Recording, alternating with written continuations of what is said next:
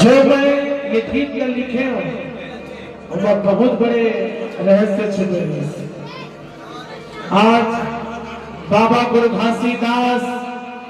ये धरती में जन्म ली और पूरा मानव जगत का एक सबसे बड़े संदेश देते हैं। पहली अंधविश्वास, पाखंडवाद, जात पात, छुआछूत पूरा ग्रसित थी से मानव समाज बोला उद्धार करे पर पूरा नर नारी के उद्धार करे पर बाबा गुरु घासीदास जन्म ली और किरतपुरी के पावन भरा माटी तपस्या करके 6 महीने सत ज्ञान ला पाई और सत ज्ञान ला पा के पूरा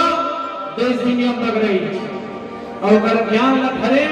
ओकर रास्ता चले उस समय बात मैं भी बेरोजगार नहीं हूँ।